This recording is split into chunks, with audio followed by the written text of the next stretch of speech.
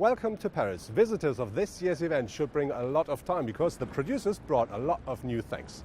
Starting with the French brands, Renault cannot stand still because they're using their home country for the premiere of the 5th generation Espace. The family van has now been on the market for 3 full decades.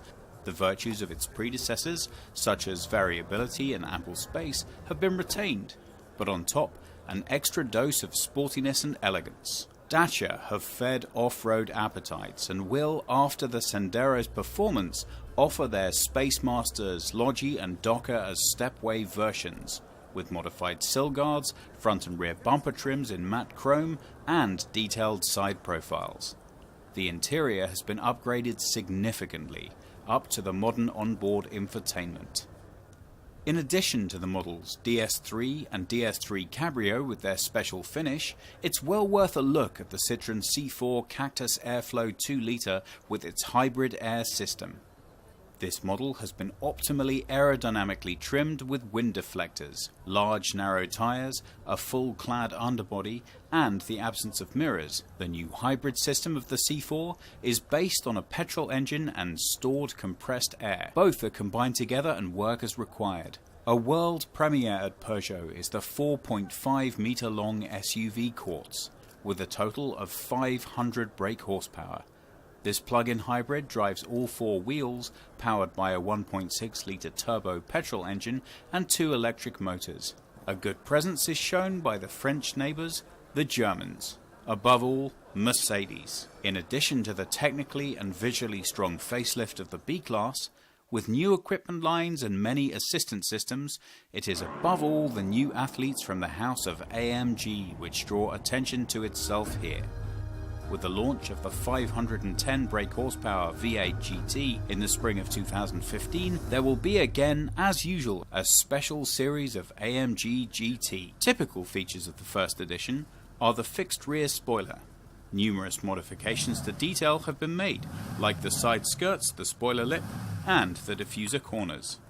Soon after the introduction of the 3rd generation TT Coupe, Audi released the convertible versions of their TT and TTS. Early next year, we'll see a new compact with a steel aluminium body on the market from just €38,000. Inside the car, the digital cockpit is the center of information. No need to look anymore at the information and commands displayed on the center console like earlier cars. BMW has improved the X6 visually and technically, giving it a distinct look.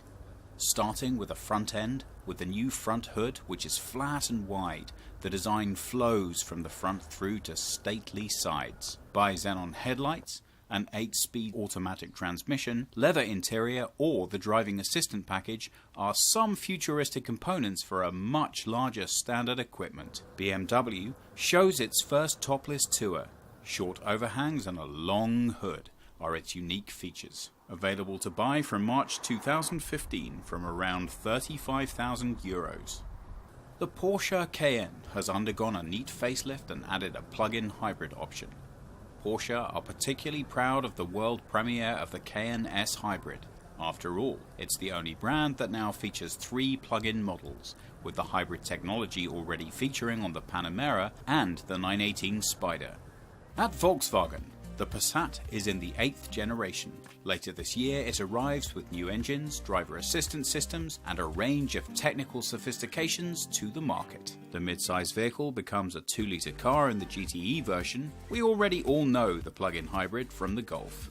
The Passat has 218 brake horsepower under the hood, giving a top speed of 222 km per hour. The all-track models have now been supplemented with the arrival of the Volkswagen Golf Wagon. 20mm more ground clearance, aluminium skip plate, tough side protection and all-wheel drive are some components to make it fit for the ride into the rough. Compact and powerful, the new Polo GTI now has 192 lively horses chasing the sporty Mini in 6.7 seconds from 0 to 100. There is a 1.8 TSI GTI model that's good for a maximum of 236 km per hour. With the new Fabia generation, Skoda wants to offer more car.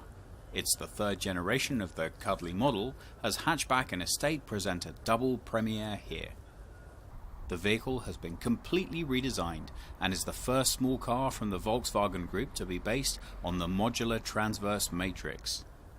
The safety, comfort and infotainment systems in the Fabia come from higher vehicle classes. This and the luggage volume of 330 litres have raised the bar for the Czech car and placed it in the top segment. The Ford S-Max goes into the second round and arrives completely redesigned at the start of next summer. Stylish, luxurious design and equipped with many customer-desired innovations will make the 5 or 7-seater score highly with buyers. Ford's ST offshoots are always welcome. Here in Paris, the Focus is adorned with its symbol.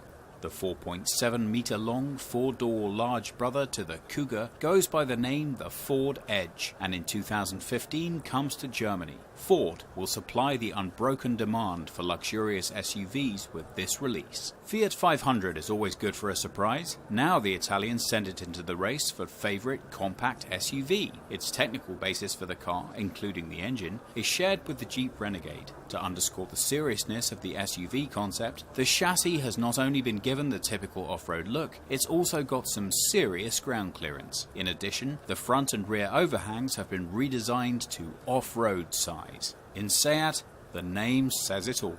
The Spanish have christened their new all-wheel combo the Experience. And there's plenty of experience with such vehicle concepts within the Volkswagen Group. With permanent available all-wheel drive, the car is well set up. The off-road accessories do best to make it look good even off the slopes. Opel has travelled to Paris with 4 world premieres, starting with the 5th generation of Corsa with much more comfort, improved drive assistance, new engines and transmissions. Sport suspension can also be ordered. With IntelliLink, the infotainment is right up to date. The stylish Adam has not just received an S, but also a lot of dynamics.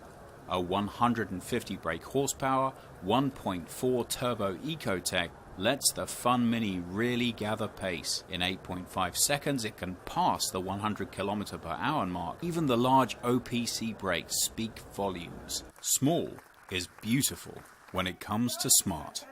The 2-seater 4.2 moves into the next generation, and the new arrival of the 2nd generation of 4.4 demonstrates once again how confident the industry is that the Mini Wave is far from ebbing. A world premiere at the Kia booth is a strongly revised Rio. In the redesigned front end, change has been brought not only to the bumper and to the side lights, but the grille has been given the distinctive Tiger nose. Fresh change in the interior with new materials and modern infotainment components. Hyundai's new i20 has become larger and more mature. The contours of the 5-door are now more defined and have lost their playfulness. Last but not least, we take a look at the Jaguar stand. We see the ranks of the traditional middle class have some competition for their premium models. Jaguar XE launches on a par with A4, C-Class and BMW. Driving the youngest cat of the new 4-cylinder family is a 2-litre diesel or petrol engine, or a 3-litre supercharged V6 with 340 brake horsepower, which comes straight from the F-Type. It doesn't matter if you're looking for an emission-free compact car or if you're looking for a high-performance super sports car. In Paris, you're going to find everything. That was our report from the Paris Motor Show.